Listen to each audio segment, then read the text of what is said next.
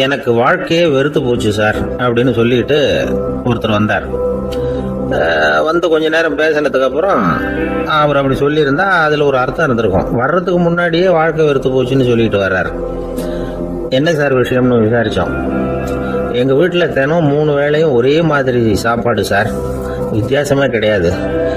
இப்படியே 3 மாசமாக சாப்பிட்டுக்கிட்டு இருக்கிறேன். அதை விட பட்டினி கிடந்து செத்துடலாம்னு தோணுது அப்படின்னார். ஒரு பெரியவர் சொன்ன தத்துவத்தை சொல்றதுக்கு ஆள் கிடைக்காம தவிச்சுக்கிட்டு இருந்தோம். இப்போ ஒருத்தர் கிடைச்சிட்டார், விட்டுலாமா? உடனே அவரை உட்கார வச்சு சொல்ல ஆரம்பிச்சிட்டோம். அதாவது நாம அனுபவிக்கிற உணர்வுகள்ல களிப்பு, மகிழ்வு, ஆனந்தம், இது 3க்கும் ஒண்ணுக்கு ஒண்ணு வித்தியாசம் உண்டு. மேம்போக்கா பார்க்கறதுக்கு இது 3 ஒண்ணு மாதிரி தோணும். ஆனா அது அப்படி இல்லை. களிப்புங்கிறது உடம்பை பொறுத்தது, மகிழ்வுங்கிறது மனசை பொறுத்தது, ஆனந்தம்ங்கிறது ஆன்மாவை பொறுத்தது. இப்படி இந்த 3 வகையான அந்த சுவைப்புகளின் தன்மையும் வேற வேற. இப்ப முதல்ல களிப்புங்கிறத எடுத்துக்குவோம். நம்ம புலன்களுக்கு களிப்பை தரக்கூடிய பொருள்களுக்கு சில விசேஷ குணம் உண்டு. அது எப்படின்னா, சீக்கிரமே சலிப்பு உண்டு பண்ணும். ஒருத்தர் அந்த பொருளை எடுத்துக்கிட்டா அது இன்னொருத்தருக்கு குறைஞ்சிரும். உணவு, உடை, இதெல்லாம் களிப்பை தரக்கூடிய பொருள்கள். இப்போ உதாரணத்துக்கு, ஒரு சாப்பாட்டு மேசையில் ஒரு பாத்திரத்தில் 10 இட்லி இருக்கு. அதில் ஒரு 2 இட்லியை நம்ம தட்டில் எடுத்து வச்சு சாப்பிட்றோம். நாம் சாப்பிட்ட அந்த இட்லி நிச்சயமாக எதிரில் உட்காந்துருக்கிறவருக்கு இல்லை, அவருக்கு உபயோகப்படாது. நாம் சாப்பிட்ட அதே இட்லியை அவரும் சாப்பிட முடியாது, அவர் வேற தான் எடுத்து வச்சுக்கணும். அது மாதிரி நாம் ஒரு சட்டையை எடுத்து போட்டுக்கிறோம், அதே சட்டையை அதே நேரத்தில் இன்னொருத்தர் போட்டுக்க முடியாது. புலன்களுக்கு களிப்பை தரக்கூடிய இது மாதிரி பொருள்கள்லாம் முதல் தடவை நமக்கு கொடுக்குற களிப்பை 2வது தடவையும் கொடுக்காது. 3வது தடவை இன்னும் குறையும், கடைசியில் வெறுப்பாக மாறிடும். ஒவ்வொன்றா இட்லியை தொடர்ந்து சாப்பிட்றோம்னு வச்சுக்கோங்க, முதல் இட்லி தரக்கூடிய சுவையை 30வது இட்லி தராது. முதல் தடவை புது சட்டையை போட்டுக்கிறப்போ நமக்கு இருக்கிற களிப்பு அதே சட்டையை 100வது தடவையாக போட்டுக்கிறோம்னு வைங்க, அப்போ இருக்குமா? இருக்காது. இதுதான் களிப்பு. அதாவது சீக்கிரமே சலிப்பை தரக்கூடியது. ஒருத்தர் எடுத்துக்கிட்டா இன்னொருத்தருக்கு குறைஞ்சு போகக்கூடியது. ஆனால் மகிழ்ச்சிங்கிறது அப்படி இல்லை. ஒருத்தர் அனுபவிக்கிறதுனால இன்னொருத்தருக்கு குறைஞ்சு போகாது. இப்போ காலையில் சூரியன் உதயம் ஆகிறத பார்த்து சந்தோஷப்படுறோம், அதையே இன்னொருத்தரும் பார்த்து சந்தோஷப்படலாம். ஒரு நல்ல சங்கீதத்தை கேட்குறோம், ஒரு அழகான ஓவியத்தை ரசிக்கிறோம், நீங்கள் ரசிக்கிற அதே நேரத்தில் இன்னொருத்தரும் அதை ரசிக்கலாம். அதனால் அது குறைஞ்சி போகிறதில்ல. இது மகிழ்வு. ஆனால் ஒன்று, ஒரே பாடலை திரும்ப திரும்ப கேட்டுக்கிட்டு இருந்தால் கடைசியில் அலுப்பு தட்டும். அதாவது மகிழ்வுங்கிறது எப்படின்னா, மற்றவங்களோட பகிர்ந்து கொள்றதுனால குறையாது. ஆனால் ஒரே பொருள் மீண்டும் மீண்டும் அனுபவிப்பை தர்றப்போ முதல்ல மகிழ்வு அதிகரித்து அதுக்கப்புறம் அது மங்கி மறைஞ்சு போடும். இதுதான் அந்த மகிழ்வுங்கிறதுக்கு இலக்கணம். சரி, இப்போ 3வதா சுகம் தரக்கூடிய ஆனந்தம்ங்கிறது எப்படின்னா, இது நமக்கு உள்ளே இருந்து சுரக்கிறது. மனசு சலனங்கள்ல இருந்து விடுபடுறப்போ இந்த ஆனந்தம் நமக்கு கிடைக்கும். இது நிலையான சுகம், ஆத்ம சுகம். களிப்பிலிருந்து மகிழ்வுக்கும், மகிழ்விலிருந்து ஆனந்தத்துக்கும் செல்றது தான் மனிதன் நடத்த வேண்டிய முக்கியமான பயணம். இவ்வளவு விஷயத்தையும் கேட்டுட்டு இந்த காலத்து பையன் ஒருத்தன் வந்தான். சார், இப்போ நீங்க ஒரு சாப்பாட்டு மேசையில ஒரு 10 இட்லி வைக்கிறீங்க, என்ன உட்கார வைங்க, எதிரில் இன்னொருத்தனை உட்கார வைங்க. நான் களிப்பு, மகிழ்வுலாம் தாண்டி நேரடியாக ஆனந்தத்துக்கு பயணம் பண்ணி காட்டுறேன் அப்படின்னா. ஒன்றும் புரியல அவன் சொன்னது. அது எப்படி, அப்படி என்ன பண்ணுவ நீ அப்படின்னு சொல்லி கேட்டோம் ஆச்சரியமா. 2 இட்லி சாப்பிட்டா தானே சார் களிப்பு? நான் 10 இட்லியும் மொத்தமாக சாப்பிட்ருவேன், அடுத்தவனுக்கு எதுவும் கிடைக்காது.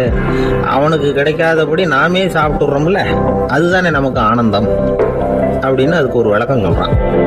ஒரு ஊரில் ஒரு மன்னர் இருந்தார், புத்தி கூர்மை உள்ள ஒரு மன்னர்.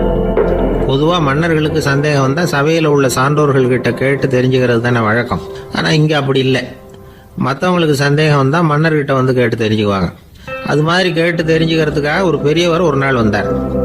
அவர் கையில் 3 பொம்மைகள் வச்சுருந்தார். 3 ஒரே மாதிரி பொம்மைகள், கொஞ்சம் கூட வித்தியாசம் தெரியல. ஏது இந்த பொம்மைன்னு கேட்டார் மன்னர். எனக்கு வேண்டியப்பட்ட ஒருத்தங்கிட்ட இருந்து இதை வாங்கிட்டு வந்திருக்கிறேன், நான் தான் அவன்கிட்ட இந்த பொம்மையை செஞ்சு கொடுக்கும்படியா கேட்டுக்கிட்டேன்.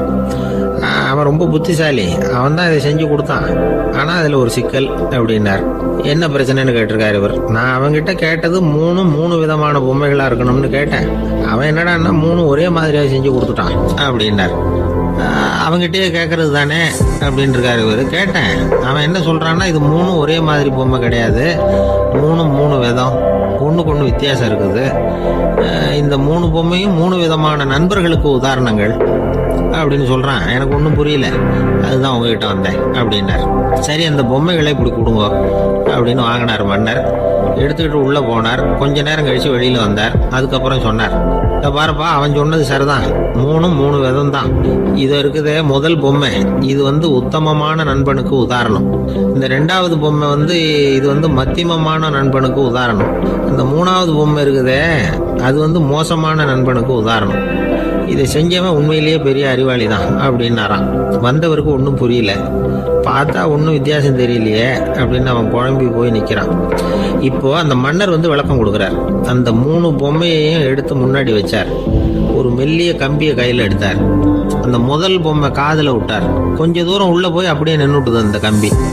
அப்புறம் ரெண்டாவது பொம்மை காதில் அந்த கம்பியை விட்டார். அந்த கம்பி என்னாச்சுன்னா அப்படியே அது வாய் வழியாக வெளில வந்தது.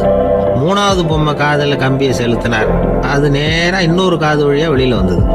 இந்த முதல் வகை இருக்குதே, அது மாதிரியான நண்பர்கள் எப்படி தெரியுமா? நம்ம கஷ்டத்தை அவங்கக்கிட்ட சொன்னால் பேசாமல் கேட்டுக்குவாங்க. வெளியில் அதை யாருக்கிட்டையும் சொல்லிகிட்டு இருக்க மாட்டாங்க. வெளியில் தெரியாமல் நமக்கு உதவி பண்ணுவாங்க. செஞ்சுட்டு அதை நான் தான் செஞ்சேன்னு சொல்லிகிட்டு இருக்க மாட்டாங்க. அதுதான் கம்பி ஒரு காது வழியாக போய் உள்ளே நின்றுட்டுது. ரெண்டாவது பொம்மையில் கம்பி என்னாச்சு, ஒரு காது வழியாக போய் வாய் வழியாக வெளியில் வருது. இது மாதிரியான நண்பர்கள்கிட்ட நாம் கஷ்டத்தை சொன்னால் அதை அவங்க 4 பேர்கிட்ட போய் சொல்லி நமக்காக உதவி கேட்பாங்க. நமக்குன்னு கேட்டு வாங்கி அதை நம்மகிட்ட கொண்டுகிட்டு கொடுப்பாங்க. இவங்க மத்தியமமான நண்பர்கள். மூணாவது பொம்மையில் ஒரு காது வழியாக செலுத்துகிற கம்பி இன்னொரு காது வழியாக வெளியில் வந்துடுது. இது மாதிரியான நண்பர்கள்கிட்ட நம்ம கஷ்டத்தை சொன்னால் அவங்க காது கொடுத்து கேட்கறது மாதிரி நடிப்பாங்க. அப்படியே இன்னொரு காது வழியாக அதை வெளில விட்டுருவாங்க. அதை பற்றி கவலைப்பட மாட்டாங்க. இதுதான் இந்த பொம்மைகளுக்குள்ளே இருக்கிற வித்தியாசம் அப்படின்னு விளக்கம் கொடுத்தாராம் மன்னர். படிக்கிற பிள்ளைங்கள்லேயே இது மாதிரி 3 வகை உண்டு. சில பேர் காதால் வாங்கி மனசில் வச்சுக்குவான். சில பேர் காதால் வாங்கி பேனாவால் எழுதி விடுவான். சில பேர் ஒரு காதால் வாங்கி இன்னொரு காதால் வெளியில் விட்டுருவான். ஒரு பையன் வகுப்பில் ஆசிரியர் பாடம் நடத்தும் பொழுது தலையை வேகமாக ஆட்டி ஆட்டி கேட்பானா, ஏன்டா இப்படி தலையை இப்படி ஆட்டுற அப்படின்னு கேட்டிருக்கான் பக்கத்தில் இருந்தவன். தலையை ஆட்டினா தாண்டா ஒரு காது வழியாக உள்ளே போகிறது இன்னொரு காது வழியாக வெளியில் வேகமாக வெளில போகும் அப்படின்னானா அந்த பையன்.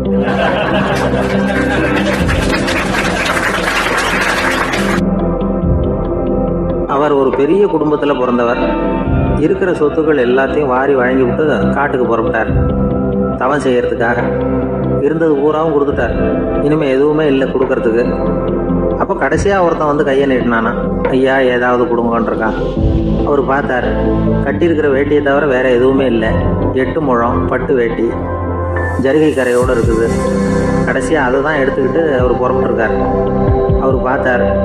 எதிரில் அவன் பரிதாபமாக நின்றுட்டு இருக்கிறான். அந்த 8 முழ வெட்டியை 2ஆக கிழிச்சார். 4 முழத்தை அவங்ககிட்ட கொடுத்தாரு. மீதி 4 முழத்தை தன்னோட இடுப்பில் கட்டிட்டு அவர் காட்டுக்கு போயிட்டார். இவன் என்ன பண்ணான் தெரியுமா? கையில் கிடைச்ச 4 முழத்தை எடுத்துக்கிட்டு கடை வீதிக்கு போனான். பழைய பட்டு வேட்டி ஜருகை இதையெல்லாம் விலைக்கு வாங்குற வணிகர் ஒருத்தர் இருக்கார். அவர்கிட்ட போனான். இதை விலைக்கு எடுத்துக்கிறீங்களா அப்படின்னு கேட்டிருக்கான். அவர் வாங்கி பார்த்துருக்கார். ஆஹா, இது ரொம்ப அருமையான வேட்டி, விலை உயர்ந்த ஜருகை, இது ஏது உனக்கு அப்படின்னு கேட்டாரான். அவன் நடந்தது சொல்லியிருக்கான். அப்படின்னா ஒன்று செய்ய, இந்த வேட்டியோட இன்னொரு பாதியையும் மெதுவாக வாங்கிட்டு வந்துரு, உனக்கு நிறைய பணம் தர்றேன் அப்படின்னாரான் அந்த வணிகர். இவன் கொஞ்சம் யோசனை பண்ணி பார்த்தான். கொஞ்சம் இருங்கத்தை வந்துவிடுறேன் அப்படின்னு சொல்லிவிட்டு நேராக காட்டுக்கு போனான். அவர் எங்கே இருக்காருன்னு தேடி கண்டுபிடிச்சான். அவர் ஒரு இடத்துல தவக்கோலத்தில் இருக்கிறார். கட்டியிருந்த இடவேட்டியும் அவர் அறியாமல் நழுவி கீழே விழுந்து கிடக்குது. இவனுக்கு ரொம்ப வசதியாக போச்சு. அவரை கேட்க வேண்டிய அவசியமே இல்லை. மெதுவாக சத்தம் போடாமல் அடி மேலே அடி வச்சு நெருங்கினான். அவர் கண்ணை மூடிக்கிட்டு அவர் பாட்டு நின்றுட்டு இருக்கிறார். இவன் மெதுவாக போய் கீழே கிடந்த அந்த துணியை எடுத்துக்கிட்டு சத்தம் போடாமல் திரும்பி நடந்தான். ஒரு 2-3 அடி எடுத்து வச்சிருப்பான்.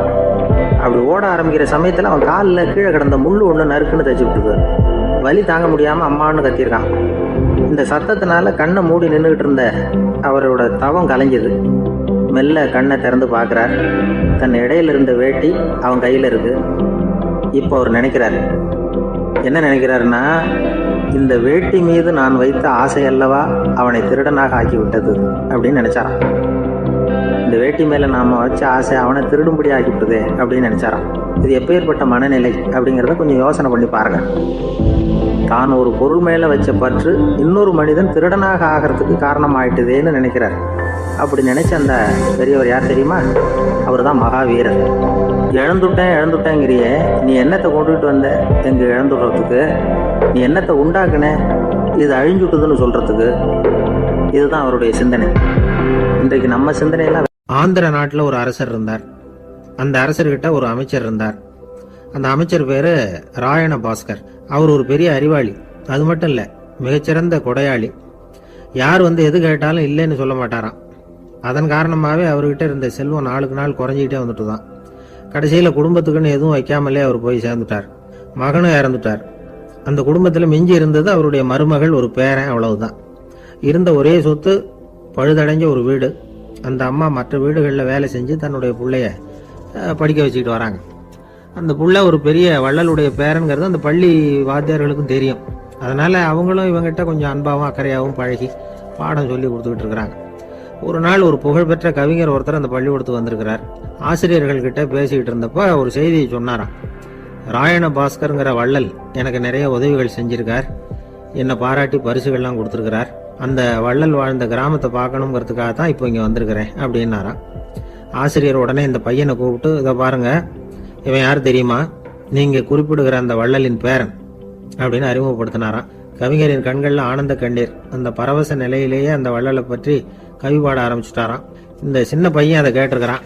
உடனே என்ன பண்ணான் தெரியுமோ? தன் கையில் அணிஞ்சிருந்த ஒரு பொன் வளையல கழட்டி அந்த கவிஞருக்கு பரிசா கொடுத்துட்டானோ. எல்லாருக்கும் ஆச்சரியம். தாத்தா இருக்கும் நிலையில கொடுத்தார், பேரன் இல்லாத நிலையிலையும் கொடுக்குறான். பையனை எல்லாரும் பாராட்டினாங்களாம். இருந்தாலும் அவனுக்குள்ள ஒரு பயம் எதுவும் ஆரம்பமாச்சு. பள்ளிக்கூடம் விட்டு வீட்டுக்கு வரும்பொழுது அந்த பயம் இன்னும் அதிகமாயிட்டுது. அம்மா என்ன சொல்லுவாங்களோ தெரியலையே, ஏதோ திடீர்னு தோணிச்சு வளையல கழட்டி கொடுக்கணும்னு கொடுத்துட்டோம். குடும்பம் இருக்கிற நிலையில இப்படி நான் செஞ்சது தப்பா? வீட்டு செலவுக்கே அம்மா எவ்வளவு கஷ்டப்படுறாங்க, வீட்டுக்கு போனதும் என்ன நடக்குமோ தெரியலையே அப்படின்னு நினைச்சு பயந்துக்கிட்டே அவன் வீட்டுக்குள்ள அடி எடுத்து வைக்கிறான். அம்மா கூப்பிட்டு சாப்பாடு போட்டாங்க. அவங்க கண்ணில் படக்கூடாதுங்கிறதுக்காக ஒரு கையை பின்னாடி மறைச்சிக்கிட்டே இருந்தான். அம்மா இதை கவனிச்சுட்டாங்க. ஏய், உன் கையை ஏன் அப்படி வச்சிருக்கிற? உன் கைக்கு என்னாச்சு? ஏதாவது அடிபட்டு போச்சா அப்படின்னு கேட்டுக்கிட்டே கையை எடுத்து பார்க்குறாங்க. வளையல காணலை. வளையல் எங்க அப்படின்னு கேட்குறாங்க. இவன் தயங்கிக்கிட்டே நடந்ததை சொல்கிறான். அது கேட்டதும் அந்த அம்மாவோட முகம் கோபத்தால் சவுந்து போச்சான். முட்டாளே, என்ன காரியம் பண்ண அப்படின்னு கன்னத்தில் அரைஞ்சிட்டாங்களாம். அம்மா, என்னை அடிக்காத, ஏதோ தெரியாமல் தப்பு பண்ணிட்டேன் அப்படின்னு இருக்கான். மகனே, வளையல கொடுத்ததுக்காக நான் உன்னை அடிக்கல அப்படிங்க, பின்ன எதுக்கு அடிச்சேன்னு கேட்டிருக்கான். உன் பாட்டனார் ஒரு பெரிய வள்ளல். அவர் எதையும் பாதி வேலையை செய்யறதில்ல. அவருடைய பேரன் நீ அரைகுறை வேலை செஞ்சுட்டு வந்திருக்கிற அப்படின்னாங்களாம். என்னம்மா சொல்றேன் இருக்கான். நீ ஒரே ஒரு வளையல மட்டும்தானே கழட்டி கொடுத்துருக்குற. கொடுக்கறதா இருந்தா ரெண்டையும் சேர்த்துல கொடுத்துருக்கணும். அதுதானே உங்க தாத்தாவுக்கு பெருமை அப்படின்னாங்களாம். அம்மா, தெரியாம இப்படி செஞ்சுட்டேன், உங்ககிட்டையும் அரை வாங்கிட்டேன் அப்படி இப்படின்னு அவன் சொல்லியிருக்கிறான். இப்போ அம்மா கொஞ்சம் இருங்க, அந்த கவிஞர் இன்னைக்கு நம்ம ஊர்ல தான் தங்கியிருப்பார். நாளைக்கு காலையில தான் அவர் எங்க இருக்காருன்னு விசாரிச்சு இன்னொரு வளையலையும் கொடுத்துட்றேன் அப்படின்னு இருக்கான். மகனே, நல்ல செயல்களை எல்லாம் நாளைக்குன்னு ஒத்தி போடாத. நாளைக்கு என்ன நடக்குங்கிறது யாருக்கு தெரியும்? இப்பவே போ, எங்க இருக்காருன்னு பாரு அப்படின்னு இருக்காங்க. மகன் புறப்பட்டான். பள்ளி ஆசிரியர்கிட்ட போய் கேட்டானா அந்த கவிஞர் எங்க இருக்காருன்னு. அவர் சொன்னாராம். உடனே போய் அவர் இருக்கிற இடத்துல கதவை தட்டியிருக்கான். ராத்திரி நேரத்தில் இவனை கண்டதும் அவருக்கு ரொம்ப ஆச்சரியம். இவன் இன்னொரு கை வளையலையும் எடுத்து நீட்டியிருக்கான். அவர் திகைச்சு போய் நிற்கிறார். அவரால் என்ன பண்றதுன்னே தெரியல. ஆனந்த கண்ணீர். இது பெரியவர்கள் கூற கேட்ட ஒரு வரலாறு. இன்னைக்கு இப்படிப்பட்டவங்களை பார்க்க முடியுமா? வறுமை வள்ளல் தன்மையை ஒன்று செய்து விடாதுங்கிறதுக்கு இது ஒரு உதாரணம். ஒருத்தன் இன்னொருத்தனை பார்த்து கேட்டானா, எங்க தாத்தா உங்க தாத்தாவுக்கு 100 ரூபா கடன் கொடுத்துருக்கிறார், அதை எப்போ திருப்பி கொடுக்க போறேன்னு. கவலைப்படாத, எங்க பேரன் அதை உங்க பேரன்ட்ட திருப்பி கொடுத்துருவான் அப்படின்னு நானா அவன்.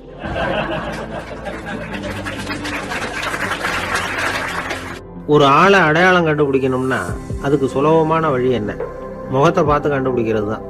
ஆனா மனுஷன் தப்பு பண்ண ஆரம்பிக்கும் பொழுது அவனை கண்டுபிடிக்கிறதுக்கு வேற வழிகளை தான் கையாள வேண்டியிருக்கு. கைரேகை அதுக்கு ரொம்ப உபயோகப்படுது. கைரேகைகள் ஒருத்தருக்கு இருக்கிறது மாதிரி இன்னொருத்தருக்கு இருக்கிறது இல்லை. பல் வரிசையும் அப்படிதான். ஏமாத்துறவங்க அதிகமா போனா இருக்கிறவங்க எச்சரிக்கையா இருக்க வேண்டியிருக்குது. பயோமெட்ரிக்ஸ் அப்படிங்கிறது ஒரு பெரிய தொழில்நுட்பம். இதை உபயோகப்படுத்தி சில பாதுகாப்பு உத்திகளை எல்லாம் உருவாக்கி இருக்கிறாங்க அமெரிக்காவில். வீட்டுக்கு சொந்தக்காரர் குரல் கொடுத்தா கதவு திறக்கும், அல்லது அவர் கை வச்சா கதவு திறக்கும். மற்றவங்க யாரு என்ன பண்ணாலும் கதவு திறக்காது. இது ஒரு முறை. அவரோட குரல் அல்லது கைரேகை ஒரு எலக்ட்ரானிக் சாதனத்துல ஏற்கனவே பதிவு பண்ணப்பட்டிருக்கும். இவர் குரல் கொடுக்கறப்போ அல்லது கையை வைக்கிறப்போ அதை ஒப்பிட்டு பார்த்து சரியா இருந்தா கதவு திறக்கிறது மாதிரி ஒரு ஏற்பாடு. இதே மாதிரி ஒருத்தரோட விழித்திரையில உள்ள இரத்த குழாய் அமைப்பு பாருங்க, அது கூட ஒருத்தருக்கு இருக்கிறது மாதிரி இன்னொருத்தருக்கு இருக்கிறது இல்லை. அதனால அதை வச்சு அடையாளம் கண்டுபிடிக்கக்கூடிய சாதனங்களும் இப்ப பழக்கத்துக்கு வந்தாச்சு. கைரேகையை ஒப்பிடுற சாதனத்தை விட விழித்திரை இரத்த குழாய் அமைப்பை அடையாளம் காணுற சாதனம் இருக்கு பாருங்க, இது ரொம்ப நுட்பமானது. இது நம்ப தகுந்தது. ஒரு ஆளை அடையாளம் கண்டுபிடிக்கிறதுக்கு இது எடுத்துக்கிற நேரம் ஒரு வினாடி தான். ஒரு கருவி இருக்கும், அதுல உள்ள ஒரு சிறு துளையில கண்ணை வச்சு பார்க்கணும். உடனே இந்த சாதனம் குறைந்த சக்தி உள்ள இந்த அக சிவப்பு ஒளியை பாய்ச்சி அவரது விழித்திரையின் இரத்த குழாயை ஆராய்ச்சி பண்ணி ஏற்கனவே அதோட நினைவு பெட்டகத்துல பதிவு பண்ணி வச்சிருக்கிறோமே அந்த அமைப்புகளோட இதை ஒப்பிட்டு பார்த்து சரியான ஆள் தானா இல்லையா அப்படின்னு அடையாளம் காட்டிவிடும். குரலை வச்சு அடையாளம் கண்டுபிடிக்கிறதும் இந்த பயோமெட்ரிக்ஸ் முறைகள்ல ஒண்ணு. ஒரு நபரோட குரல்ல டிஜிட்டல் குறியீடுகளை மாத்தி பதிவு பண்ணிக்கிட்டு மீண்டும் அதே குரலை இனம் காணக்கூடிய சாதனங்கள் ஏற்கனவே அமெரிக்காவில எல்லாம் விற்பனைக்கு வந்தாச்சு. ஒரு ஆளுக்கு ஜலதோஷம் பிடிச்சிருந்தா கூட அந்த சாதனம் சரியாவே கண்டுபிடிச்சிருமா. குரலை மாத்தி பேசுறவங்க கூட இந்த கருவியை ஏமாற்ற முடியாது. இதை ஆஸ்பத்திரிகள், வங்கிகள்ல உள்ள இரும்பு பெட்டக காப்பறைகள் இங்க எல்லாம் உபயோகப்படுத்தலாம். குழந்தைகள் உள்ள இடங்களுக்கு இது ரொம்ப உபயோகப்படும். கதவு பூட்டிக்கிட்டுதுன்னு வச்சுக்கோங்க, கதவை திறக்கிறதுக்கு சாவி உபயோகப்படுத்த தெரியாத குழந்தைகள் குரல் எழுப்பிய கதவை திறந்துட முடியும். எதிர்காலத்துல இந்த பயோமெட்ரிக்ஸ் முறை இன்னும் பல ஆச்சரியங்களை ஏற்படுத்தும் அப்படின்னு எதிர்பார்க்கறாங்க. ஸ்டியரிங்க தொட்டதுமே காரு ஸ்டார்ட் ஆயிடும், சாவி வேண்டியதில்லை. காரு சொந்தக்காரரை தொட்டாதான் ஸ்டார்ட் ஆகும், வேற யாராவது தொட்டா ஸ்டார்ட் ஆகாது. ஒரு மனுஷனோட நடை, அவர் டைப் ரைட்டரை தொடுகிற விதம், இதையெல்லாம் வச்சு கூட ஆளை அடையாளம் காணக்கூடிய தொழில்நுட்பம் வரலாம். என்னதான் தொழில்நுட்பம் வளரட்டும், குடும்பத்துக்குள்ள நடக்கிற திருட்டுகளை கண்டுபிடிக்கிறது ரொம்ப கஷ்டம். ஒரு வீட்டுல பெட்டியில இருந்த பணம் காணாம போச்சு, வீட்டுக்காரரோ அல்லது பையனோ தான் எடுத்திருக்கணும். பெட்டியை திறந்து பார்த்தா அந்த வீட்டுக்காரம்மா இதுல இருந்து பணத்தை எடுத்தது நிச்சயமா என் வீட்டுக்காரரு தான் அப்படின்னு சொல்ல முடியல. அவங்களால யோசிச்சாங்க. என்னம்மா இப்படி யோசிக்கிறீங்களேன்னு கேட்டிருக்காங்க. நிச்சயமா இந்த பணத்தை எடுத்தது என் வீட்டுக்காரர் இல்லை அப்படின்னு உறுதியா சொல்லிவிட்டாங்க அந்த அம்மா. இது கேட்டவங்களுக்கு ரொம்ப ஆச்சரியமா இருந்தது, அந்த வீட்டுக்காரருக்கு இது ரொம்ப பெருமையா இருந்தது. அது எப்படி அவ்வளவு கரெக்டா சொல்றீங்க அப்படின்னு கேட்டிருக்கிறாங்க. அப்போ அந்த அம்மா சொல்லிச்சான், பெட்டியில இன்னும் கொஞ்சம் பணம் மிச்சம் இருக்குது, இவர் எடுத்திருந்தாருன்னா அப்படி மிச்சம் வச்சிருக்க மாட்டார், அதனாலதான் அப்படி சொன்னேன் அப்படின்னாங்களாம்.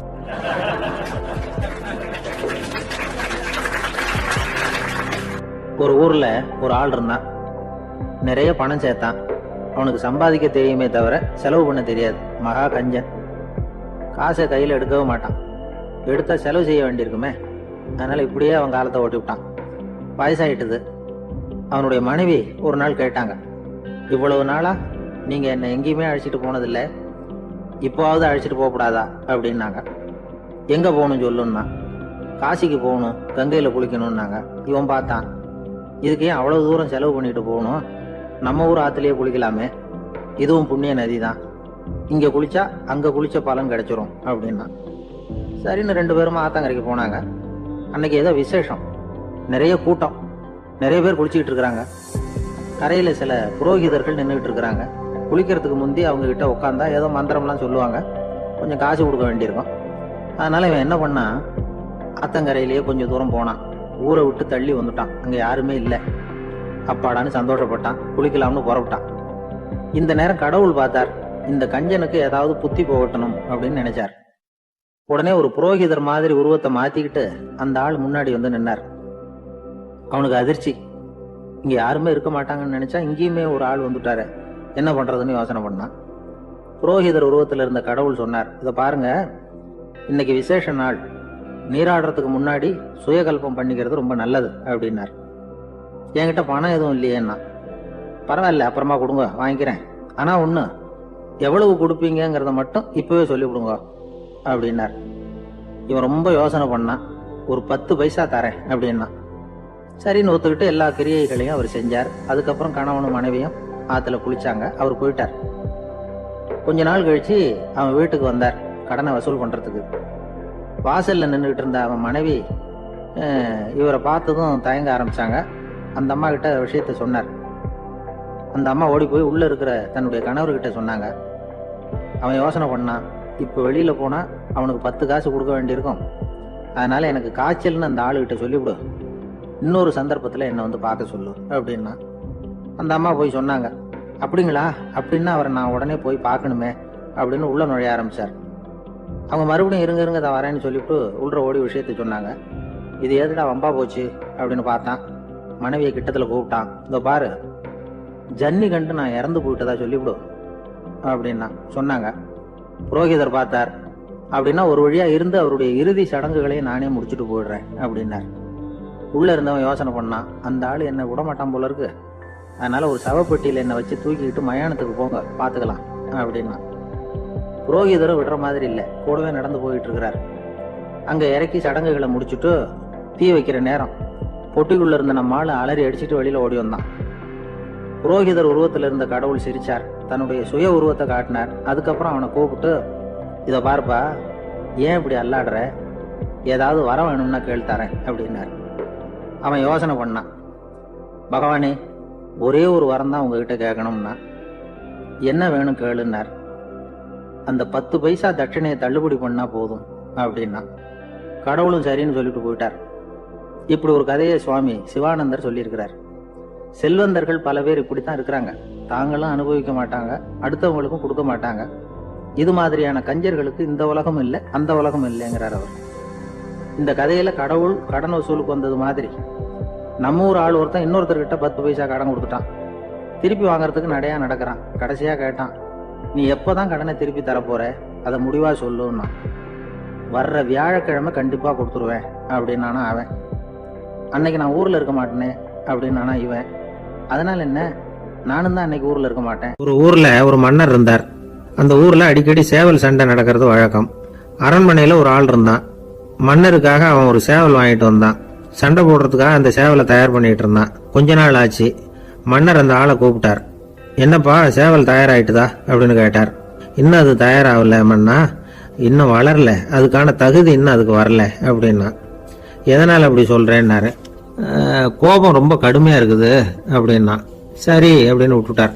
மறுபடியும் கொஞ்ச நாள் ஆச்சு. இப்ப எப்படி நிலைமை, சேவல் தயாரா அப்படின்னார்.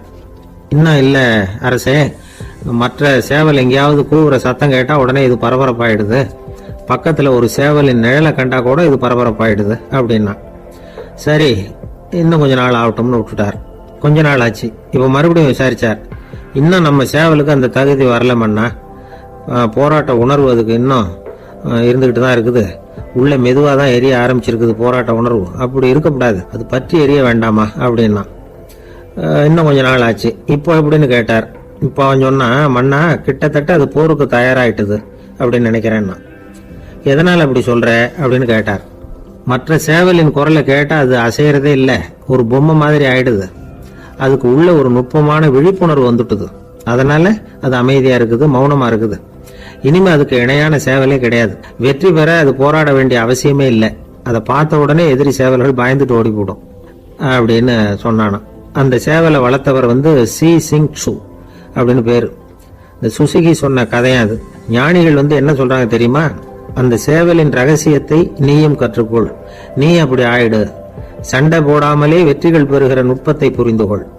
இதுதான் ஞானிகள் உபதேசம். ஒரு குரு கிட்ட ஒருத்தன் போயிருக்கிறான். எனக்கு சண்டை போட கத்துக்கணுங்கன்னா. அதுக்கு என்ன செய்யணும்னார். என்ன உங்க மாணவனா சேர்த்துங்கன்னா. சரி, இப்போ உன்னுடைய பலம் என்னன்னு கேட்டிருக்கார். இப்போ நான் தனி ஆளா இருந்து ஒரு 100 பேரை சமாளிப்பேன் நானா.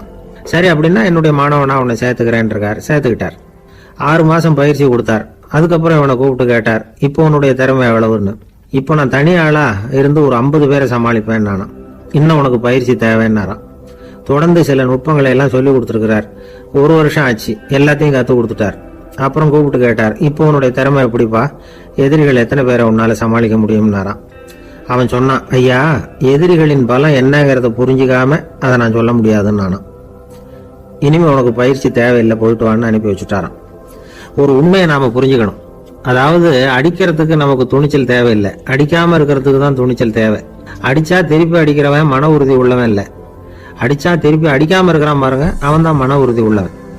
ஒருத்தன் தலைதிரிக்க வேகமா ஓடிட்டு இருந்தானா, எங்கடா ஓடுற அப்படின்னா, எதுக்கு வந்தவன், ஒரு சண்டையை நிறுத்தத்தான் இப்படி ஓடுறேன் அப்படின்னு இருக்கான். யாருக்கும் சண்டை, எனக்கும் இன்னொரு ஆளுக்கும் சண்டை அப்படின்னு நானா அவன்.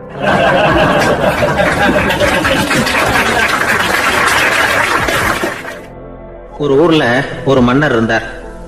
அழகான அரண்மனையில் அவர் இருந்தார். அந்த அரண்மனையை விட அழகா ஒரு மாளிகையை அந்த ஊர்லயே வேற ஒருத்தன் கட்டியிருந்தான். அப்படி கட்டி முடிச்சதுல அவனுக்கு ரொம்ப பெருமை. எத்தனையோ செல்வந்தர்கள்லாம் வந்து பார்த்துட்டு, இந்த மாளிகையை விலைக்கு கொடுத்துடுறியா, எவ்வளவு விலை சொன்னாலும் சரி நாங்கள் வாங்கிக்கிறதுக்கு தயாரா இருக்கோம் அப்படின்னு சொல்லி கேட்டு பார்த்துட்டாங்க. நான் இதை விற்கிறதுக்கு தயாரா இல்லை அப்படின்னு சொல்லிவிட்டான். அவ்வளவு சிறப்பா கலை அம்சத்தோடு அதை கட்டி முடிச்சிருக்கிறான். அதுவே ஒரு பெரிய அரண்மனை மாதிரி இருந்ததுன்னா பார்த்துங்களேன். சுற்றிலும் அழகான பூந்தோட்டம். ஒரு நாள் அவன் எங்கேயோ வெளியூர் போயிட்டு திரும்பி வந்துகிட்டு இருக்கிறான். அப்போ அந்த மாளிகை தீப்பெட்டி எரிஞ்சிட்டு இருக்கு. பதறி போட்டான். விலைக்கு கேட்டவங்க யாராவது இதை செஞ்சிருக்கணும், இல்லைன்னா மன்னரே செய்த சதியே என்னவோ, இப்படிலாம் அவனுக்கு சந்தேகம். ஒரு மூலையில் உட்காந்து அழ ஆரம்பிச்சுட்டான். அந்த சமயத்தில் அவனுடைய மகன் அங்கே ஓடி வந்தான். அப்பா அழாதீங்க, இதை நான் நேற்று ராத்திரியே நம்ம ஊர் மன்னருக்கு வித்துட்டேன். இதை கட்டி முடிக்க நமக்கு எவ்வளவு செலவாச்சோ அதை போல 3 மடங்கு விலைக்கு வித்துட்டேன். கவலைப்படாதீங்க, இதை விட அழகான மாளிகையை நாம புதுசா கட்டிக்கலாம்னா. இதை கேட்டதும் அழுதுகிட்டு இருந்தவன் அழுகையை நிறுத்தினான். சிரிக்க ஆரம்பிச்சுட்டான். இதே இடத்த நான் வந்து மன்னர்கிட்ட இருந்து விலைக்கு வாங்குவேன், இதை விட அழகான மாளிகையை கட்டுவேன் அப்படின்னு சுத்தி நின்று எல்லார்கிட்டையும் சொல்லிக்கிட்டு இருந்தான். இந்த சமயத்துல அவனோட இளைய மகன் ஓடி வந்தான். அப்பா, அண்ணன் சொன்னதெல்லாம் சரிதான், மன்னர்கிட்ட விலை பேசினதெல்லாம் உண்மைதான். ஆனா வித்தது பேச்சு அளவுல தான். இனிமேதான் பத்திரம் வாங்கணும், எழுதணும், நீங்க கையெழுத்து போடணும், பதிவு பண்ணணும், மன்னர்கிட்ட பணம் வாங்கணும். அதுக்காகத்தான் உங்களை எதிர்பார்த்துக்கிட்டு இருந்தோம். அதுக்குள்ள இப்படி ஆயிட்டுதுன்னா. இப்ப சிரிச்சுக்கிட்டு இருந்தவன் சிரிப்பை நிறுத்தினான். மறுபடியும் குழந்தை மாதிரி அழ ஆரம்பிச்சுட்டான். இது ஒரு சம்பவம். இதுல இருந்து என்ன தெரியுது? அந்த அழகான மாளிகை தன்னுடையது அப்படின்னு நினைக்கும் பொழுது அவனுக்கு அழுகை வந்தது. அது தன்னுடையது இல்லை அப்படின்னு நினைக்கிற போது சிரிப்பு வந்தது. மறுபடியும் அது தன்னுடையதுதான் அப்படிங்கிற உணர்வு வரும்பொழுது அழுகை. எது எதிலிருந்து நீ நீங்கி இருக்கிறாயோ அது அதிலிருந்து உனக்கு துன்பம் இல்லை அப்படிங்கிறார் திருவள்ளுவர். இந்த உடம்பு என்னுடையதில்லை அப்படிங்கிற உணர்வு வந்துட்டா அது ஒரு பெரிய நிலை. அந்த நிலை வந்து வரணும். எல்லாத்தையும் பயன்படுத்திக்கலாம், ஆனா பற்றுல விழுந்துடக்கூடாது. உலகத்தில் இருங்கள், ஆனால் உலகத்தவராக இருக்காதீர்கள்.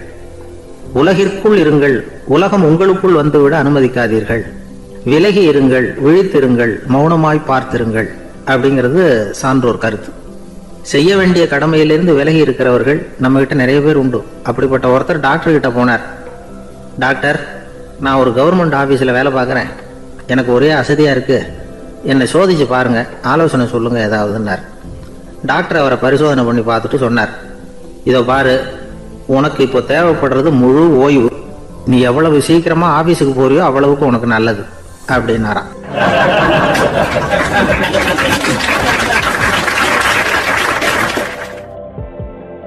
கப்பல் கடல்ல போயிட்டு இருக்கு. புயல், சூறாவளி, அலையெல்லாம் பெருசு பெருசா ரொம்ப உயரமா உண்டாகுது. கடுமையான காற்றிலேயும் வேகமான அலைகள்லேயும் சிக்கி அந்த கப்பல் தடுமாறுது. திசை மாறி போச்சு. எந்த பக்கம் போயிட்டு இருக்கிறோம்னே தெரியல. அந்த கப்பலை செலுத்திக்கிட்டு இருந்த மாலுமி ரொம்ப சாமர்த்தியமா செயல்பட்டார். தன்னுடைய அறிவாற்றலையும் திறமையையும் முழுமையா பயன்படுத்தினார். அந்த கப்பலை கட்டுப்படுத்தினார். மெதுவா அந்த சூறாவளியிலிருந்து கப்பலை காப்பாத்தி கரைக்கு கொண்டுட்டு வந்து சேர்த்துட்டார். மாலுமின்னு ஒருத்தர் இருந்ததுனால அந்த மரக்கலம் காப்பாற்றப்பட்டது.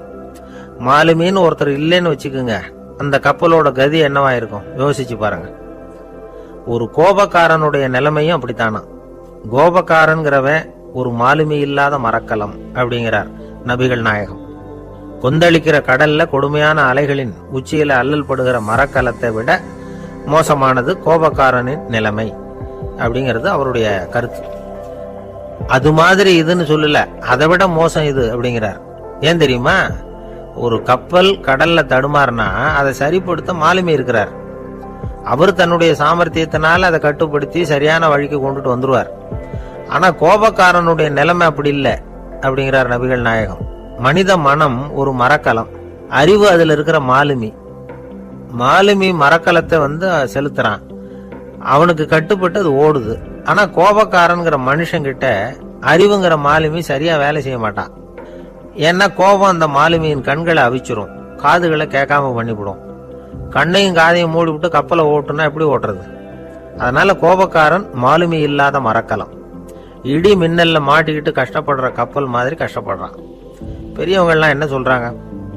உனக்கு கெடுதல் பண்ணவனுக்கும் நீ நன்மையை செய். எவருடைய விருப்பு வெறுப்பையும் பொருட்படுத்தாதே. பரம எதிரிக்கும் நீ நன்மை செய்ய ஆரம்பிச்சா உன்னுடைய தூய நிலையை பார்த்துட்டு அவனும் உனக்கு நெருக்கமான நண்பனா ஆயிடுவான் இதுதான் பெரியவங்க நமக்கு சொல்லி இருக்கிறது. புனித குர்ஆன் சொல்றது என்ன? தீமையை நன்மையை கொண்டே நீர் தடுத்துக் கொள்ளும் அப்படின்னு சொல்லப்பட்டிருக்கிறதுல. இன்னா செய்தாரை ஒருத்தல் அவர் நாண நன்னயம் செய்து விடல் அப்படிங்கிறார் திருவள்ளுவர். செல்வந்தர் ஒருத்தர்கிட்ட ஒரு சிறுவன் வந்து ஆடு மேய்ச்சிக்கிட்டு இருந்தானா. பெரியவர் அவனை கூப்பிட்டு, நீ நேரா போய் ஒரு ஆட்டுல உள்ள ரொம்ப நல்ல பகுதி எதுவோ அதை எடுத்துட்டு வா அப்படின்னாராம். இவன் போனான். ஒரு ஆட்டு உடம்புல இருந்த நாக்கு, இருதயம், இது ரெண்டையும் எடுத்துட்டு வந்து கொடுத்தானா. பெரியவர் வாங்கி பார்த்தார்.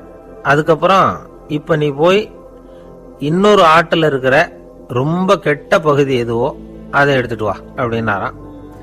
இவன் போய் எடுத்துட்டு வந்தான். அவன் கையில இருந்தது மறுபடியும் அதே மாதிரி நாக்கு, இருதயம், இது ரெண்டும் தான். என்னது இப்பவும் அதையே கொண்டுட்டு வந்திருக்கிற அப்படின்னாராம் பெரியவர். இவன் சொன்னானா, ஒரு உடம்புல உள்ள ரொம்ப நல்ல பொருளும் இதுதான், ரொம்ப கெட்ட பொருளும் இதுதான் அப்படின்னு. இளம் வயசுல இப்படி பதில் சொன்னவர் தான் பேரறிஞர் லுக்மானுல் ஹக்கீம் அவர்கள். கோபப்படாம இருந்தா இது ரெண்டும் நல்லா வேலை செய்யும், கோபப்பட்டா இது ரெண்டும் மோசமா வேலை செய்யும். அதை புரிஞ்சுக்கிறதுக்காகத்தான் இன்னைக்கு இந்த தகவல். கோபம் வந்துட்டா நாம என்ன செய்யறோங்கிறது நமக்கே தெரியாது. ஒருத்தர் டாக்டர் கிட்ட போனார் அவசரமா. டாக்டர், எனக்கு இப்ப கடுமையான கோப வெறி, எனக்கு கண்ணு மண்ணு ஒன்னும் புரியல, உடனடியாக அதை கட்டுப்படுத்தணும், உடனே இதுக்கு ஏதாவது ஒரு மாத்திரை கொடுங்க பிளீஸ் அப்படின்னார். அந்த டாக்டரும் உடனே ஒரு மாத்திரையை கொடுத்து, இதை உடனே போடுங்க, நான் தண்ணி கொண்டுட்டு வரேன்னு உள்ள போனார். தண்ணியோட திரும்பி வந்தார். இவரு சொன்னார், டாக்டர், நீங்க கொடுத்த மாத்திரை ரொம்ப பெருசா இருந்தது, இருந்தாலும் கஷ்டப்பட்டு முழுங்கிட்டேன்னார். டாக்டர் சந்தேகத்தோட மேசையை பாக்குறார். பார்த்தா மாத்திரை அங்கேயே இருக்குது, பேப்பர் வெயிட்ட காணல.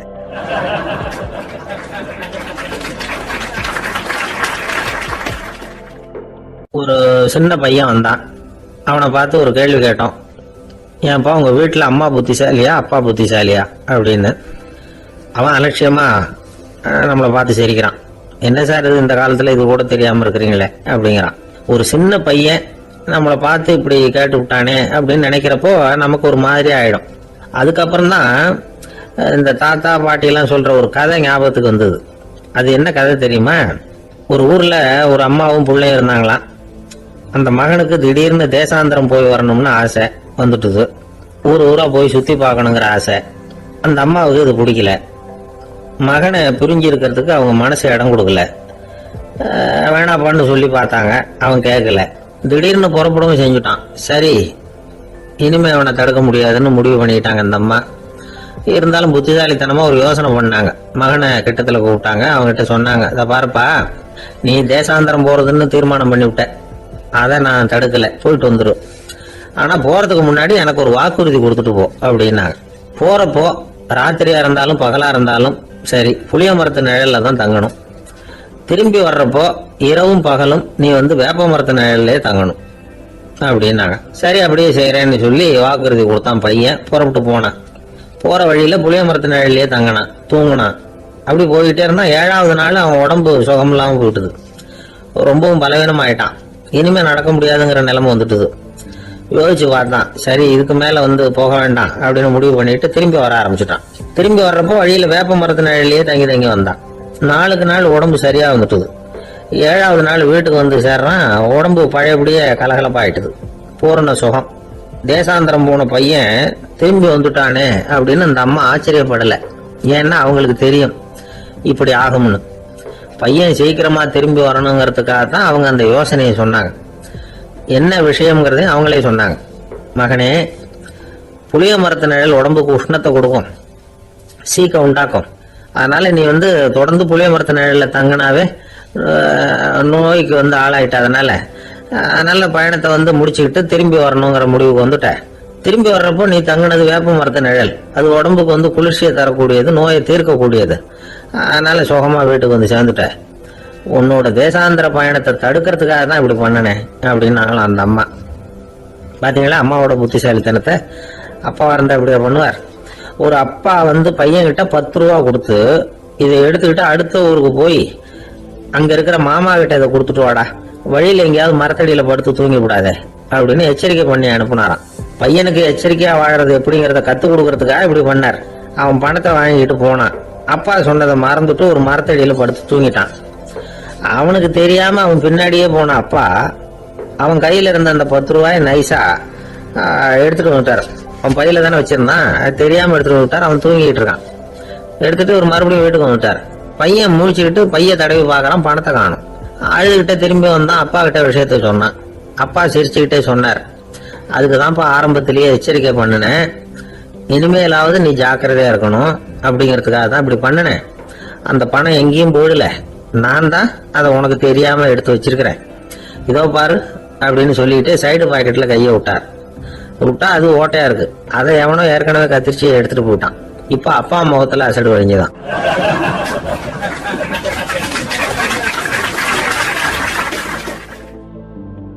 கங்கை கரை தோட்டம் பக்கத்துல ஒரு ஆசிரமம், அங்க ஒரு பெரியவர் தங்கி இருக்கிறார். அவர் தான் ராமகிருஷ்ண பரமஹம்சர். அந்த ஆசிரமம் இருந்த இடம் கரக்பூர். வங்காளத்துல பொதுவா எல்லாரும் மீன் சாப்பிடுறது உண்டு.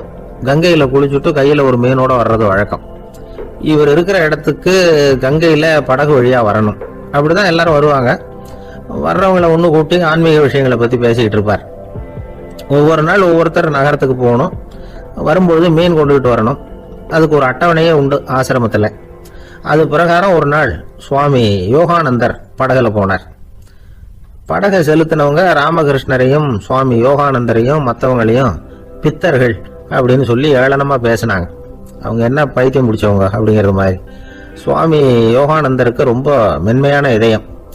இவங்க இப்படி கண்ணாபின்னான்னு பேசுறத பார்த்தா மீனை வாங்கிட்டு திரும்புறப்போ என்ன நடக்குமோ அப்படிங்கிற பயம் வேற வந்துட்டு அவருக்கு. அவ்வளவு மென்மையானவர். இதை தெரிஞ்சுக்கிட்ட ராமகிருஷ்ணர் யோகானந்தா இங்க வா அப்படின்னு கூப்பிட்டார். இவரு கண்ணீரை தொடச்சிக்கிட்டே கிட்ட போனார். சொன்னார், ஐயா, படகு ஓட்டுறவங்க உங்களை பத்தி மோசமா பேசுறாங்க. என்ன திட்டினா பரவாயில்ல, ஆனா உங்களை அவங்க திட்டுறாங்க, அதை என்னால தாங்கிக்க முடியல அப்படின்னார். இதை கேட்டது ராமகிருஷ்ணருக்கு கோபம் வந்துட்டுதான். என்னது, உன்னுடைய குருவை பத்தி அவங்க மோசமா பேசும்பொழுது நீ சும்மா இருந்தியா, வெளியில போ அப்படின்னு விட்டார்.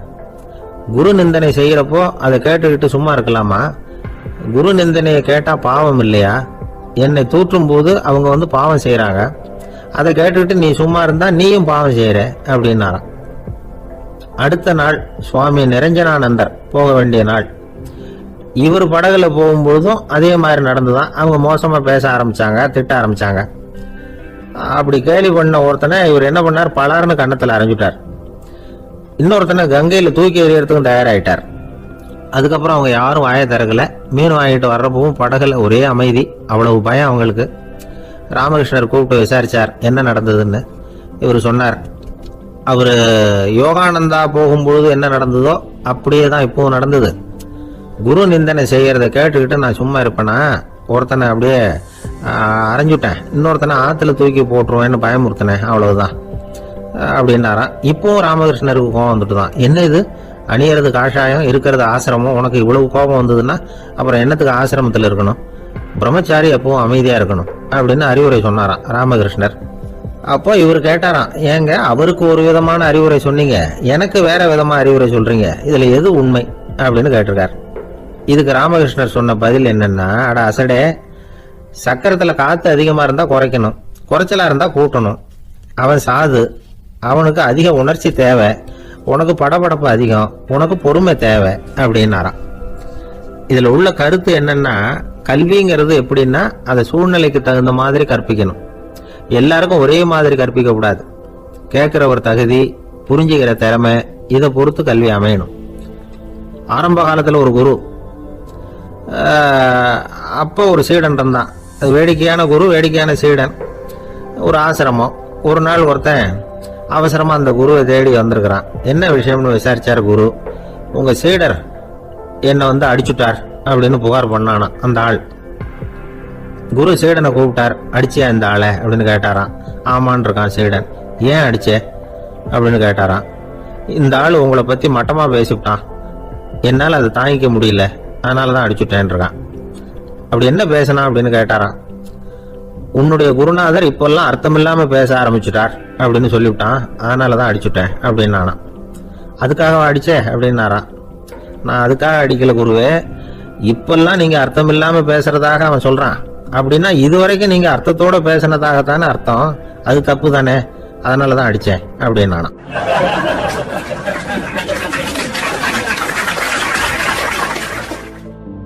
ஒரு விவசாயி விதைக்கிறதுக்காக வயல்வெளி பக்கம் போறார். விதைகளை அள்ளி வீசினார். அப்ப என்ன ஆச்சுன்னா, சில விதைகள் பாதை ஓரத்துல விழுந்தது, சில விதைகள் முள் செடிகள் மண்டி இருந்த புதருக்கு இடையில விழுந்தது, சில விதைகள் நல்ல நிலத்துல விழுந்தது. பாதை ஓரத்துல விழுந்த விதை என்ன ஆச்சுன்னா, அதெல்லாம் பறவைகள் கண்ணில் போட்டுவிட்டது. உடனே உட்காந்து கொத்தி தின்னுட்டு போட்டுது.